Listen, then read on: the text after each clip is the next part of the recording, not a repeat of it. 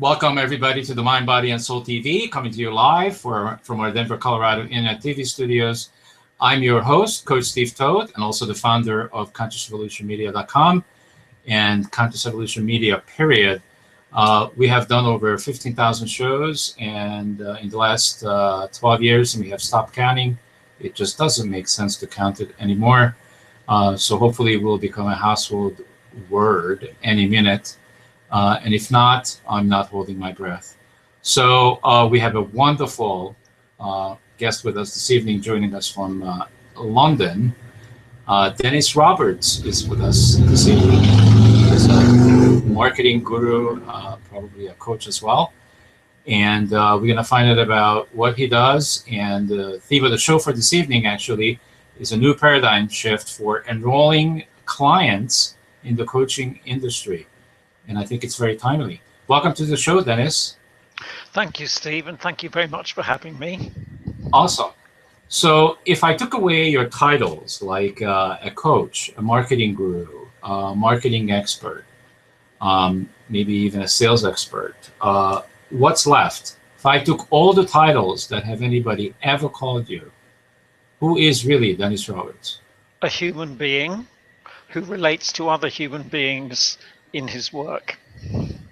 Okay, now I must ask you, do you know where the word human came from? No, so enlighten me. I have no idea. Oh, really? I have done all these shows in the last 12 years. I have almost asked everybody on the show, including doctors, scientists, all kinds of interesting people, and nobody knows where the word human came from. You can Google it, and you're not going to find a thing. So you can ponder that for the rest of the evening because it's 2 o'clock, and you're probably not going to go to sleep anyway because you're going to have a beer after this, right? Mm-hmm. Or during this. So I love the theme, a new paradigm shift for enrolling clients in the coaching industry. And before we talk about what is this new paradigm shift, let's talk about what's the old one. Okay, the old one uses a sales model, which is actually based on scarcity. So people are competing for clients, and the primary objective is to win business. So the focus is on winning business, whereas in reality, to serve our clients, the focus should be how we can have greatest impact on their lives and their businesses. And when we make that connection, winning business just follows automatically from that. So what I'm hearing, kind of the wrong way round. Yeah. So what I'm hearing in that, Dennis, is that there is a bigger picture that our industry have been missing or not connecting, and part of that bigger picture for me is how we provide value and how we can serve people. Would that fit into this paradigm shift as well? It would, absolutely. I mean, if you look at it in terms of the old model, you have something called value added, which is defined by the seller, is defined in the seller's interest, and isn't really in the interest of the client. In the new model, value is something that is co-created between the coach and the prospective coachee, and actually arises out of what is going to be of most value to the coachee.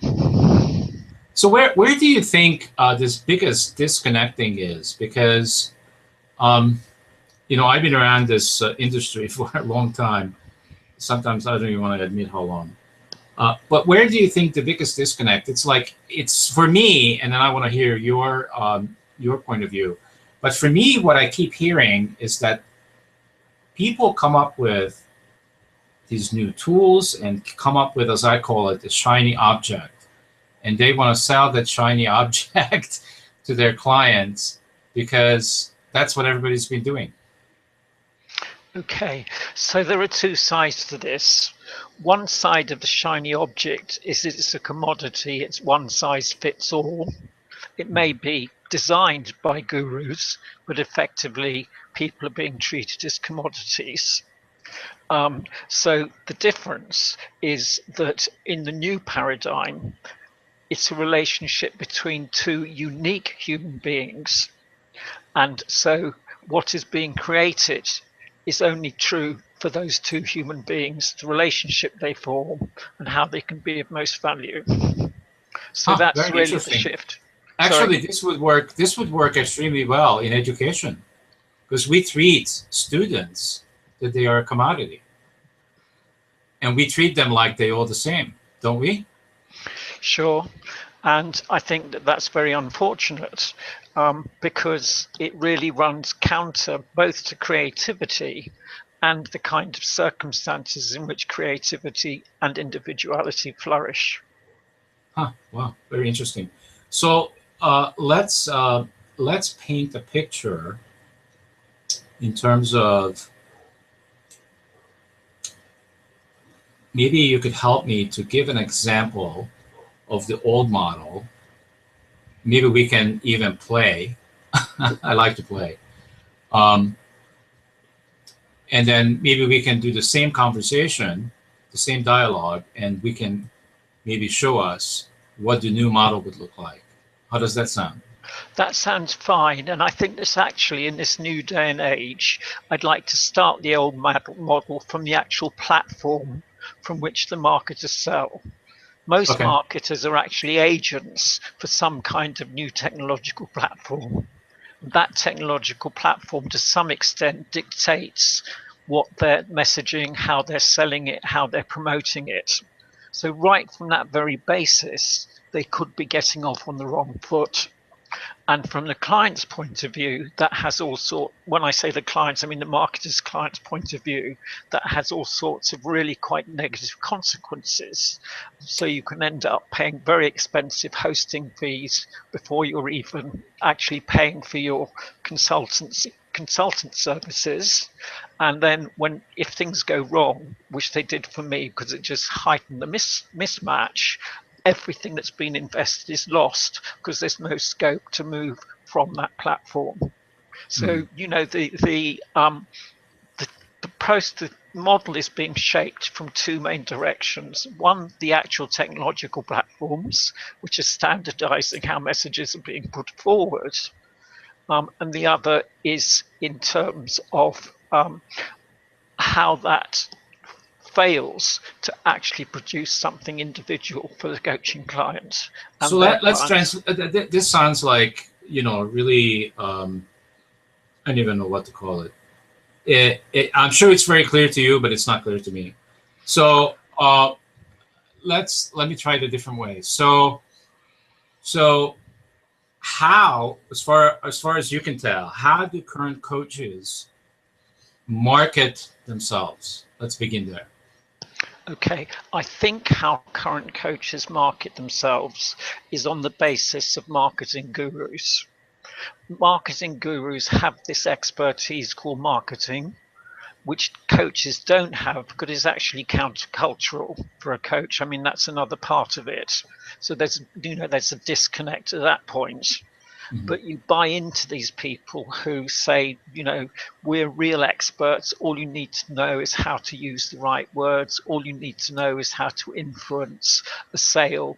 And of course, in terms of coaching, influencing a sale again runs counter to the coaching relationship. In the Interesting. So it sounds like to me that all of that is based on, and I have said this on the network many times, it's based on confusion, manipulation, fear, and force. Agreed. Um, and the other side of that is the paradox is that if you are genuinely interested in making a difference, genuinely interested in building a relationship before any decisions are made, genuinely make space for people to make a decision rather than force them into impulse buying. So, for instance, in the new paradigm, instead of trying to close a deal, you open a decision making space. And in that space, there's a chance to facilitate a decision where you're not attached to any outcome. At the end of that, which is normally a time frame of 24 hours, so people really have proper time to sleep on it, discuss it with their partners, you know, um, deliberate on anything that might have come up since they were actually in the meeting. Then if in 24 hours out of the options of yes, no, undecided, if the person's still undecided, then the time's not right, the readiness isn't there, you're not attached to that outcome. The only attachment you are, is that they come away with the right thing by not actually going into coaching at that point. So, accepting that one of the outcomes is that people may not want your services is really, really important. And the other side of that is there are a very limited number of people that we can generally offer a good service to. So we shouldn't just take on as many people as we possibly can, only select those where we can have the greatest impact. And again, Okay. this often So, runs counter. so Dennis, you a little bit jumped ahead of me because I wanted to pick that other model apart a little bit more. So let me just take you back just a couple of steps back. So these current gurus that you're talking about, and this has been going on for a decade or more. So these gurus that people have hired, coaches have hired, what have they been selling these coaches on? They've been selling them on websites. They've been selling them on sales pages. They've been selling them on social media. Am I on the right track there? Well, you are, but if you strip that right back, they're only selling one thing, and that's themselves as the way of doing it. And there are two consequences of that. One is no one else would do it the same way for it to be meaningful, because only they can do it in a meaningful way for them. So it's like all these clones that are being set up that are doomed to failure because the disconnect between two human beings isn't there, because you're actually not being yourself, you're being someone else. Yeah. So let me take this to one more place. So and I happen to agree with you. So let me take it to one more place, which is not only these gurus have been selling themselves and the way they do it, but I tend to say most of them are not walking their own talk. I wouldn't know about that, because I think the objectives of their talk is actually just to sell. So their talk may not even exist. They might just be, their performance may be really off to a fine art. They're selling their performance, but how their performance actually works, it doesn't even get to that stage, if that makes any sense. So they're selling the skills through which Well, they're selling. sell. Would you say that they're selling hope? I think I think for me it's even worse than that. I think that they're selling people on what they perceive as their inadequacies.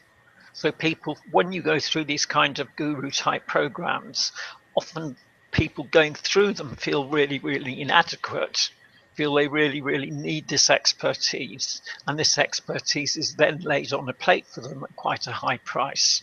Well, some of these programs cost, thousands, some of them, hundreds of dollars, some of them are thousands of dollars. And then, some of these gurus have even perfected their own skills, meaning they will upsell you from a beginner's program to the next level. And there's always a next level, and there's always a next level.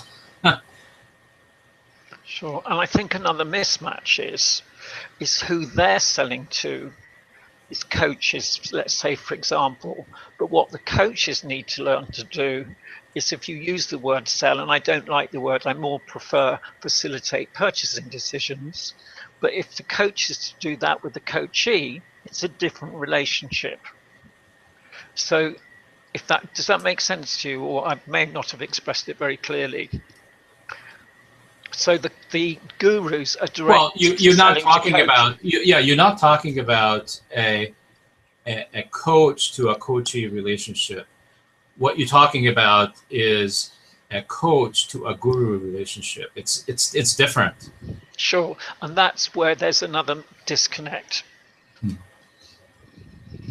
I can see why.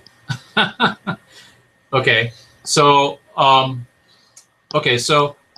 so in terms of how the old model works, is basically, we are being marketed something, which is the possibility that if you, and it's usually you follow some kind of a system. Is that accurate? Is what they're selling? Sure, I believe another way of putting it, what you're being marketed is the art of persuasion and influence. And the very last thing you want in any coaching relationship is to persuade and influence people. Coaching is about facilitating. It's not about influencing and persuading. And it's been developed to a very high level platform, because it's all about manipulating people, would you say? I think that's not putting too strong a word on it. Okay. Do you have, since you happen to be in London, maybe there are stronger words in London than here in Colorado. What would be a stronger word? No, I think my comment really is that manipulation is just about as strong as they get, isn't it? So that's why it's not too strong a word. Oh, okay. Oh, I see. Yeah. So like, I know some gurus myself, and I'm not going to name them, that have been known to charge $20,000 for a one-page marketing piece. There is no one-page marketing piece that's worth $20,000. Would you agree? Well, I've come across people in that kind of price range, so it varies a lot. But yes, it's not unheard of. And so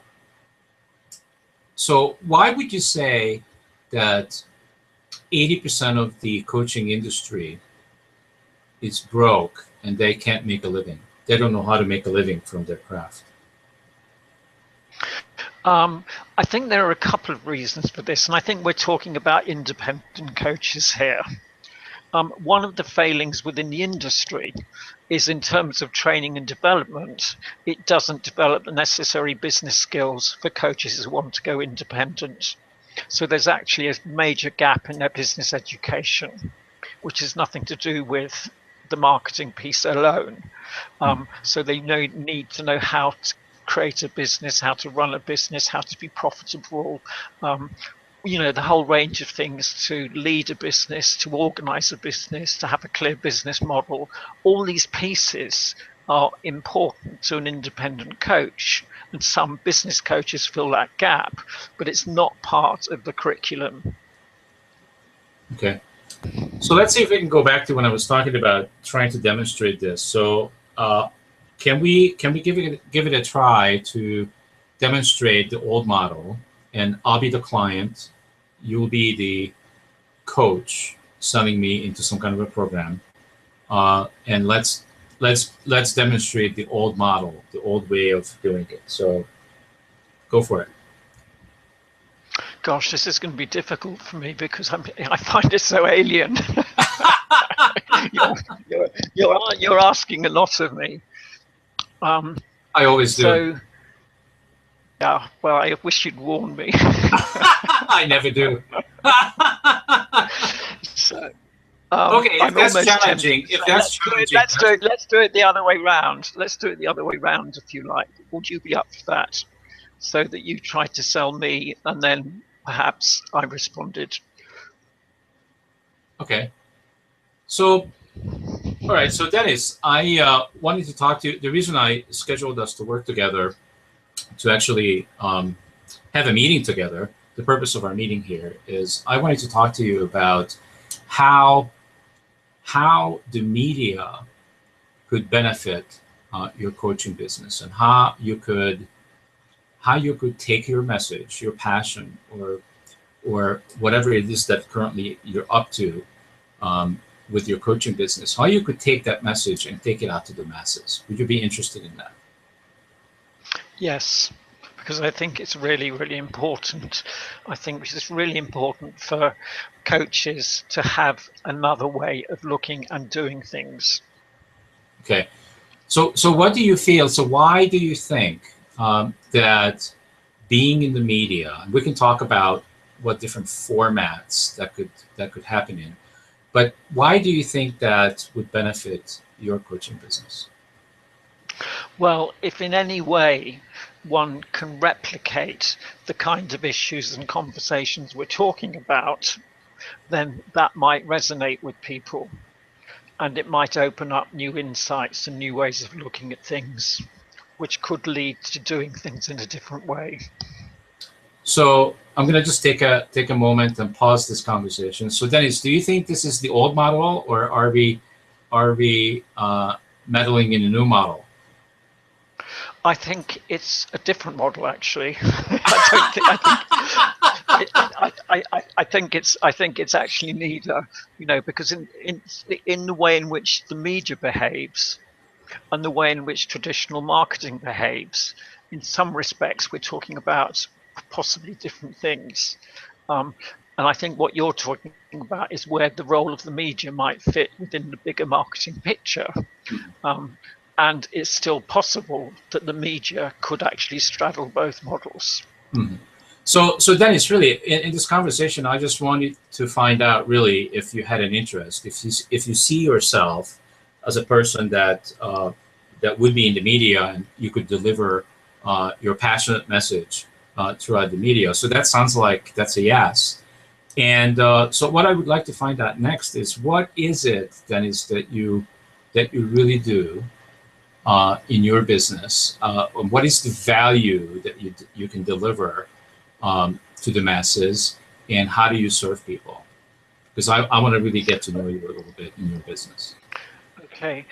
My primary focus is on decision making and facilitating tough decisions, because that can impinge on all sorts of other areas: self-belief, faith, confidence, and also decisions tend to be a window on what the key challenges are.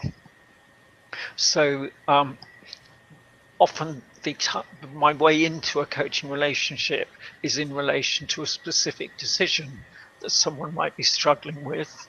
They may well have become disconnected with their true value, passion, a purpose, so lost direction as a consequence of that. So I think decisions are a very useful way in to connecting and interconnecting. So I'm just trying to understand a little bit deeper. So can you give me an example of how would a potential client come to you? Why would they come to you? And what is it that you find out in your initial consultation with them that they lost the connection? And how would you find out that they lost the connection to the original passion that they had? By actually exploring what that passion is. And also with decisions, you get indecision, and understanding what sits behind the indecision. And there can be a whole load of things like fear of failure, difficulty in committing. So that leads to difficulty to invest in oneself, take risks, take chances, experiment, do things in a structured, steady, baby step way. Because I work with both structure and with, goals. So putting those two things together. So it's actually laying out a journey for someone. But the most difficult part is taking that first step, the person being ready to take that first step, feeling fully supported in that step, feeling accountable to that step. So that's really a lot of what it's about. So would you say that clients that would come to you would be, what is it? Like, for example, potential clients of yours could be thinking about getting some coaching for years before they actually pick up the phone and make that call. What is it in your experience gets people, and for some people it could be just they only been thinking about it for 2 weeks. It's different based on who it is. But let's say they have been thinking about it for years, that they wanted to get some coaching. And all of a sudden, one day, something happens where they pick up the phone and call you. What is that? What makes them do What that? happens is that they meet another human being who can relate to their experience and their predicament. And I think that that's absolutely essential. So part of the coaching function is to be a guide, to guide people on journeys one may have made a little bit further than the person one's guiding. So one can really relate to the experience, one can relate to the feelings, one can remember what it's like to be stuck in these kinds of places. And relating is actually the critical element. If we can't relate, then we don't really have a basis for coaching. So what you're really talking about here is what we talked about at the very beginning of the show. I'm just connecting it back to that, which is, you said that there has to be a connection between the coach and the coachee. And what is that connection? The connection is, if you like, a point of intersection. The point of intersection is where the coach's experience and expertise is sufficient to guide the coachee through whatever struggle they're caught up in, because one's made that journey themselves in some way or another, and one can see a way through it. Normally, the way through most things is to actually reconnect people with their vision, passion, and purpose, because through that you can then elicit what their true gift is. And when someone is aware of their true gift, it's incredibly empowering. So how do you think that you could demonstrate that, let's say in the media, so that you could actually communicate with the masses, so that you could have certain people out there that feel that connection, that feel partially emotionally connected with you, and they want to have you work with them? How would you demonstrate that? Or could you? Well, the way I would probably demonstrate it is I actually start with what I call a gift session. And it genuinely is a gift. So there are no expectations, there's no pressure to buy. It's just basically an opportunity to meet. In that gift session, that's where the connection is either there or isn't there. So perhaps one way of demonstrating is to have a gift session within a goldfish bowl, which other people can observe from the outside.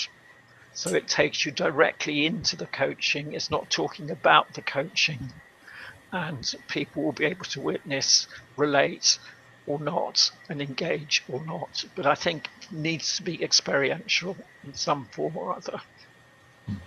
Okay. So could you actually see yourself, Dennis, to do something, to use some of the services that I haven't really fully described, but I have alluded to, that there are different ways through media, meaning television, either on the internet, on cable, or on public television, that you could design some kind of a program that could give people an experience of what this new paradigm for enrolling clients into this coaching industry would look like and feel like. Do you see yourself doing that?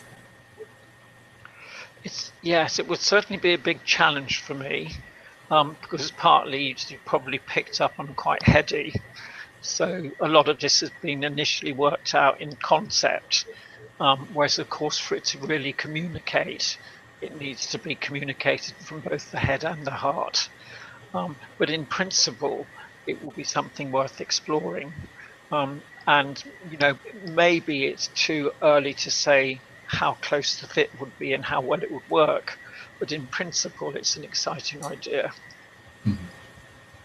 So how would you see us taking this to the next step or to the next level? What would that look like for you? Well, it might be that if you had, it's interesting, isn't it? I mean, I don't know whether you do this. Do you actually do live coaching as part of of what you do or not? I used to. I don't do it anymore. I do it only on one-on-one. Right, because what it might be is kind of videoing a small piece where one's engaging as a coach with a prospective coachee. That to me would seem the most real way of doing it. Well, that sounds interesting. Yeah. Well, what I have been doing, lately in the last few years is just I really became a media coach. I used to be a life coach, and I now became a media coach and a corporate coach. I do a lot of corporate work with people, how to bring consciousness and how to bring the evolution of humanity into the corporate world. And so my coaching practice has kind of shifted from a life coaching perspective to a media coaching perspective, where I teach people how to show up in media, how to show up in a show like this, how to have a dialogue, how to have an interesting, engaging conversation, how to have a show where people are touched, moved, and inspired by what they're experiencing. So that's what I shifted to.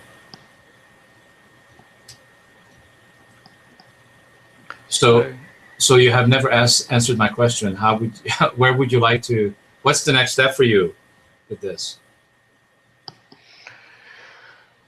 I suppose the next step might be exploring whether that's something that would work.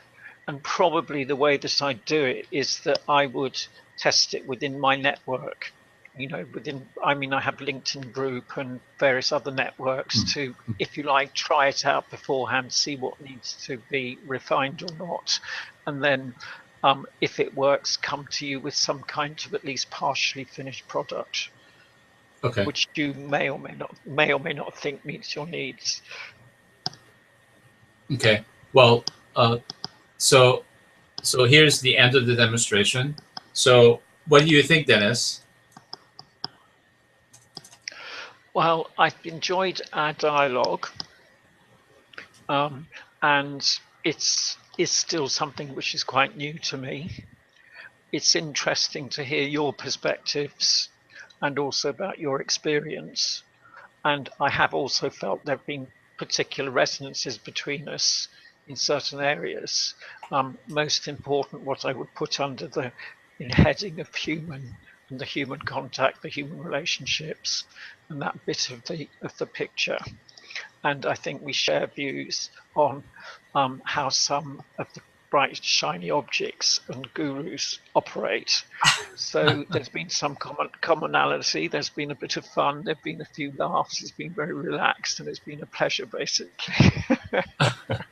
Okay, so on a scale to 1 to 10, how did I do in terms of this new paradigm for enrolling clients into in the coaching industry? Because what we were trying to do here, what I was going for, and I don't know how I succeeded or failed, doesn't matter. I was trying to demonstrate what would this enrollment conversation be like if I was going to do it. And I was looking for basically a coachee. And you were the coachee, I was the coach, and I was the media coach, you were the coachee. And I was trying to get you interested in the possibility of maybe considering being in the media and doing a show about something that you're passionate about. So how did I do on a scale of 1 to 10? I think probably round about a 7, but if I just qualify that, is probably it's not at the very top end, partly because of my reticence. So my reticence has impacted on the score, and that's not to do with your performance, but it's a measure of my reticence. Does that make sense? Sure. So for me to get a 10, what was missing for you?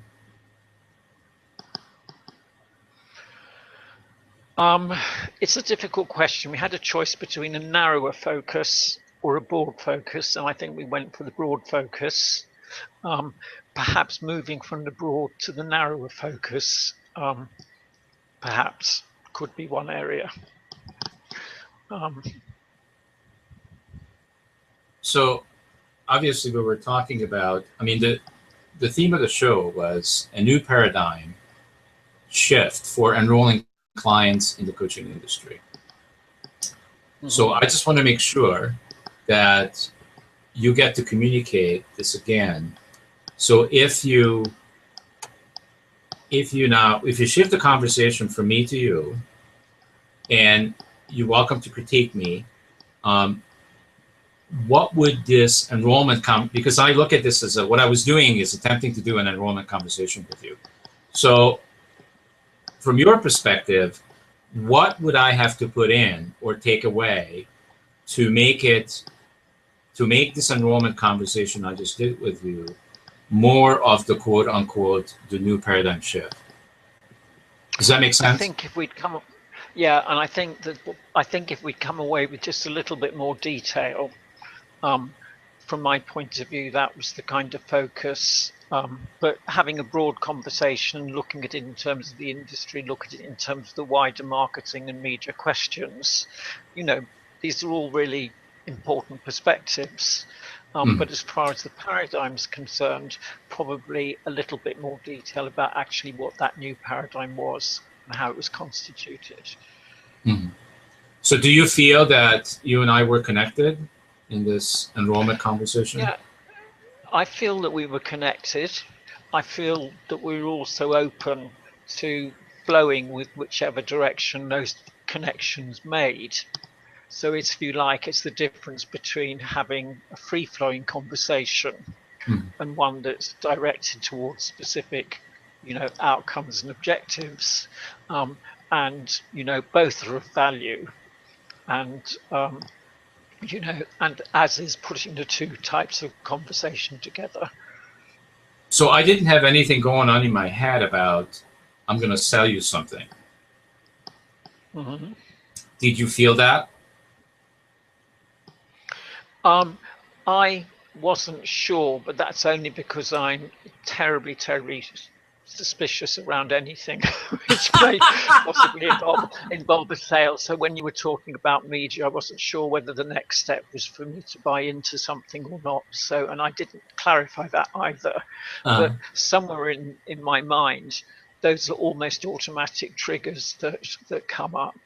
So were you feeling resistance that you maybe are being sold something? That kind of resistance came up, but that's only because it's partly through unfamiliarity. I don't know how you operate in any situation where people are very generous with their time, or you're invited to have an opportunity. Then one wonders where that leads. So in that context, yes, there was probably a degree of resistance on the one hand, but on the other hand, it was very interesting to see your different perspectives. Okay. So I also well, thank you. I always wanted to talk to you about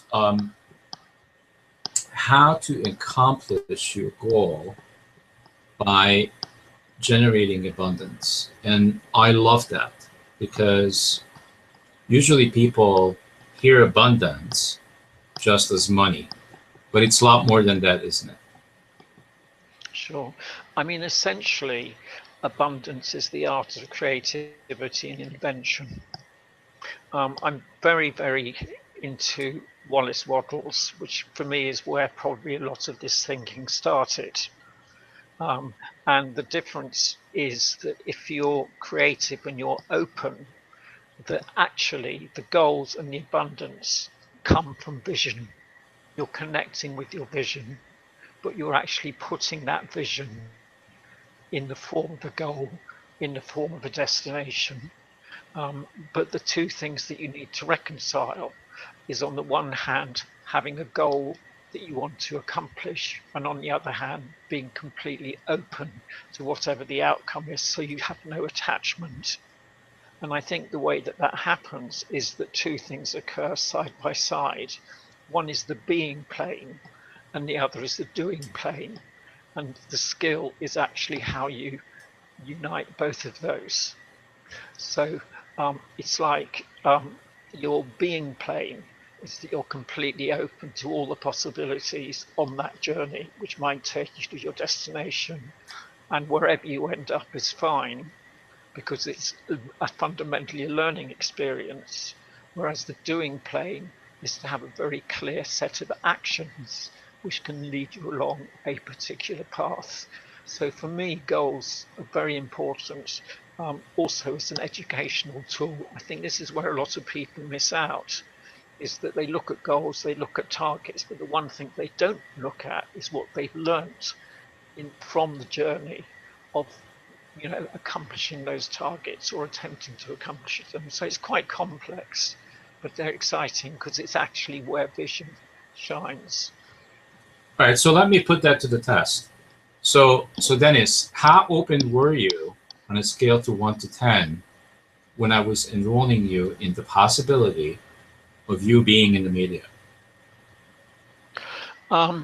I, on a scale of 1 to 10, probably 6. But just to qualify that, a lot of that's around my, lack of confidence, concern, or a whole load of issues of that nature. So that was what I was bringing to the table. Okay, gotcha. So what I'm also finding interesting that I want you to address is that, and you said being open, and for me, the foundation of consciousness is that being open. However, what I'm finding in the real world is that very few people are open. They already coming to the party with all preconceived notions, preconceived ideas, preconceived experiences, preconceived way of being, and they don't know how to let that go. And the other way I want to say that is people come to the party wired in a certain way. And I cannot undo the unwiring.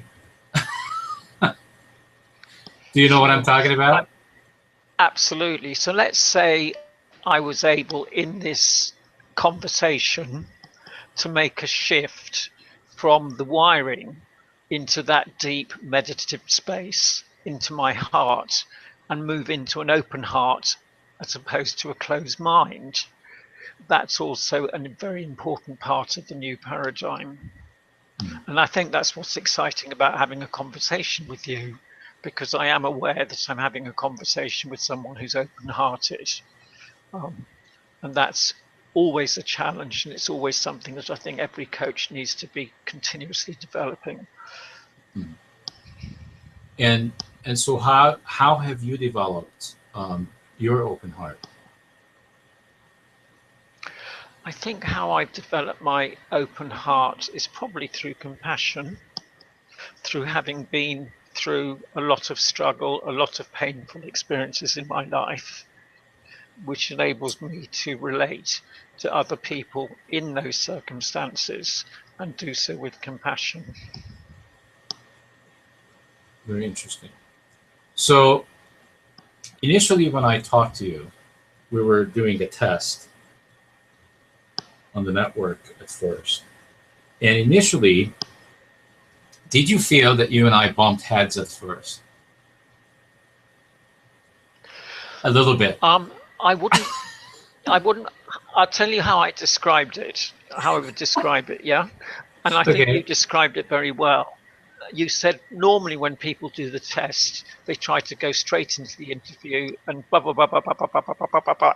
And that's what I started doing. I wouldn't call it bumping heads, but I would call it being slightly out of sync. And that was partly because I wasn't sufficiently listening. Yeah, but it actually happened for me. It maybe happened there for you, but it happened for me way before. So how it happened for me, how it occurred for me is you wanted to tell me, see, here's the thing. So I am the media expert. I am the coach. I am the one that's been doing this network for 12 years. And you come into the picture and you were telling me how I should be doing it. Like I should be doing this email. I should be doing that email, blah, blah, blah. And so at first I'm going like, okay, this is interesting. So you were like a little bit controlling is how I perceived it. And then from my NLP training, I became controlling with you. So what I noticed was happening between us is we were disconnecting. I was disconnecting from you and you were disconnecting from me. And then you know what I did? I gave it up. I said, now the reason I'm talking about this is this is where the juice is. So how I did that is that took me many years because many years ago I wouldn't give it up. And I had to remind myself that, wait a minute, if I go down this path, it's gonna crash. We're not gonna probably even have a show because we're gonna end up spiraling down. Do you see what I mean?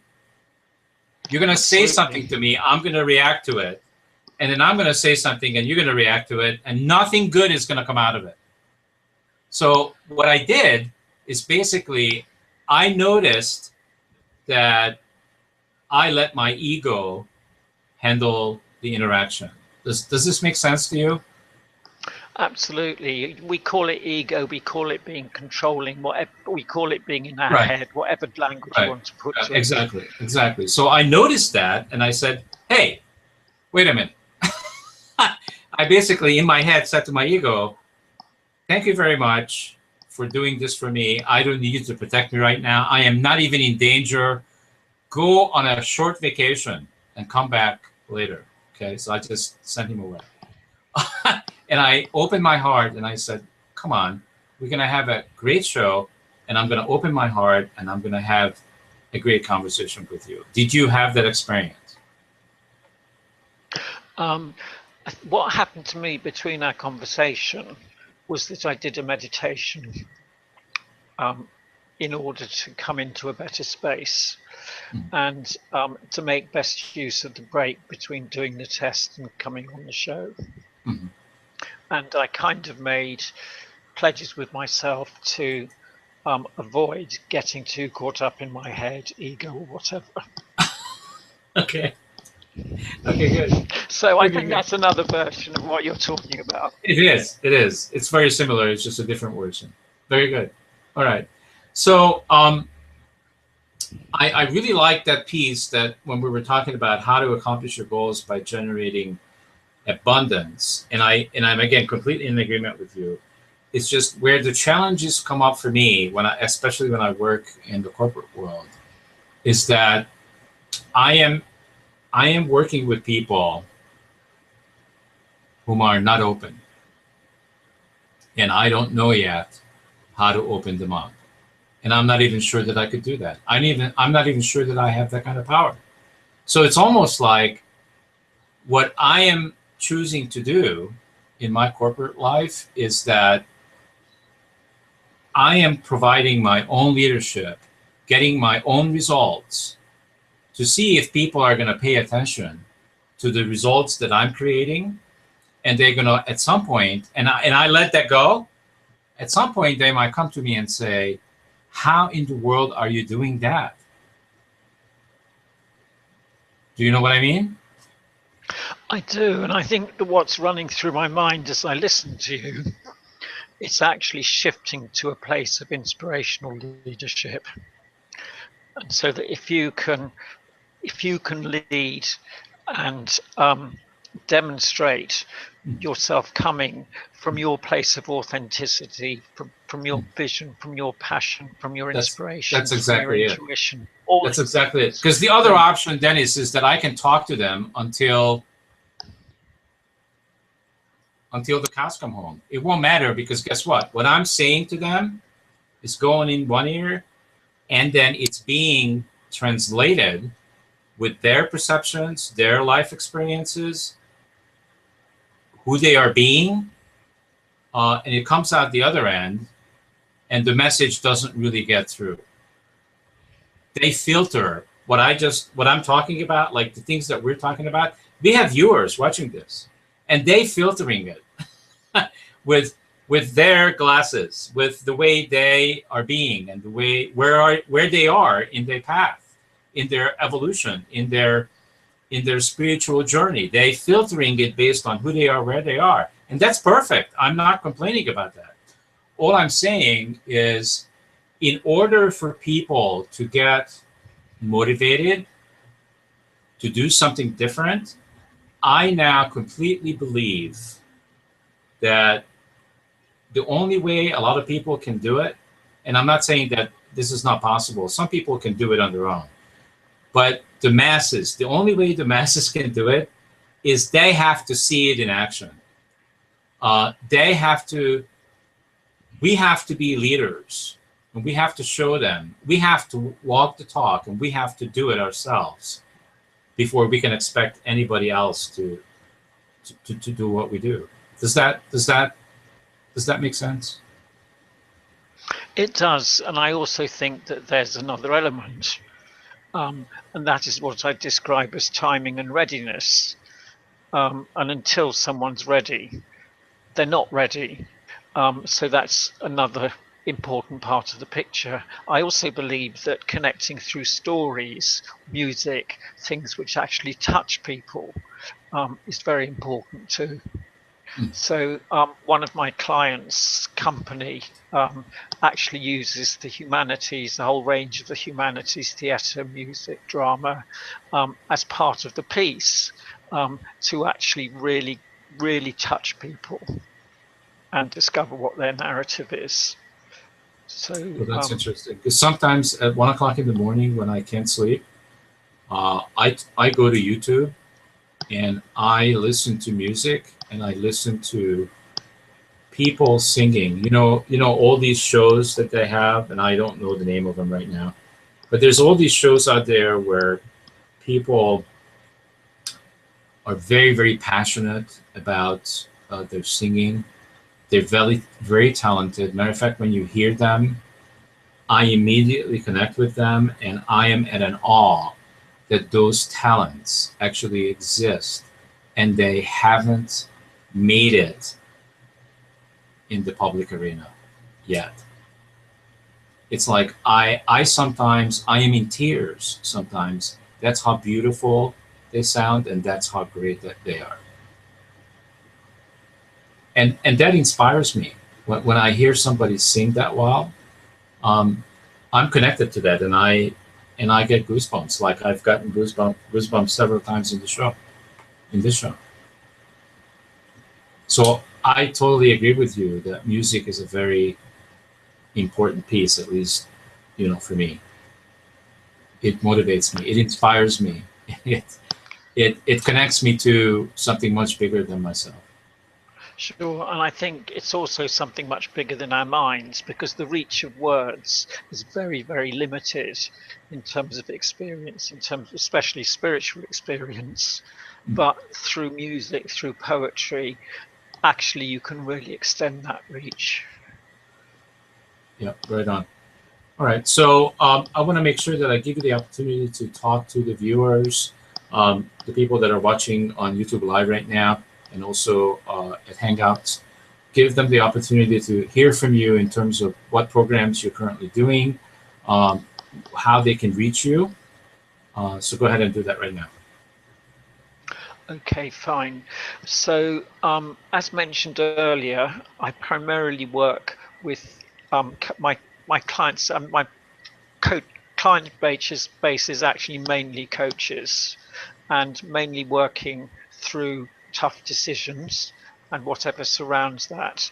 I'm also a self-belief coach, and various things have influenced me over the years, but currently abundance coaching is having the greatest influence.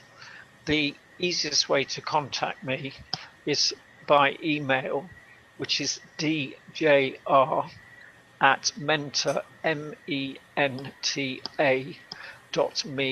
menta.me.uk.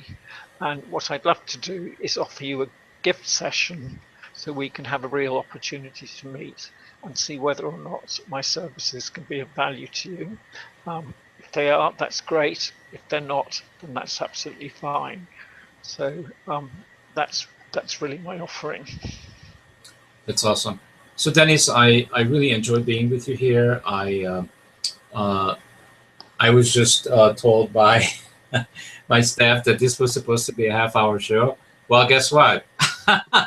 It's not a half-hour show. It's almost an hour show. But I really enjoyed playing with you and being able to demonstrate some of the things that we are talking about when you wanted to get across to the public about this new paradigm for enrolling clients into the coaching industry. So I'm sure that some of the things that you described and some of the things that we talked about together touch, moved, and inspire people. And I want to make sure that everybody continues to come back on the network. We are always on almost every day at 7 o'clock Mountain, 9 p.m. Eastern. And I'm not going to cover the European countries and Asia and South America and these others. You have to figure it out. Yeah, go ahead. Go ahead. Sorry, can I just add a better contact point, which is to actually look me up on LinkedIn with Dennis 1N Roberts. And then at the bottom to that, you have a link to a gift session on my profile. Okay. So that might be easier to remember. Awesome. All right. So I really enjoyed it, Dennis. I know it's the sun is about to come up in London. Thank you so much for for being on the network. I hope you enjoyed it as well. And for everybody else, keep tuning into Conscious Evolution Media. We have 2,000 shows on YouTube alone. And the more you watch any of these shows, including this one, the more they have the potential every month to get to the top 10. When they get to the top 10, they have the opportunity to go to public television. Thank you so much, Dennis. Fantastic. Well, it's a real pleasure to meet. Love your energies. Kept me awake at this time of night. And, fantastic. Fantastic. All right. It's been a pleasure. Thank you so much. Have a great rest of the night, rest of the evening, everybody, and a great weekend. See you guys on the network next week. Thank you so much. Thanks. Bye-bye.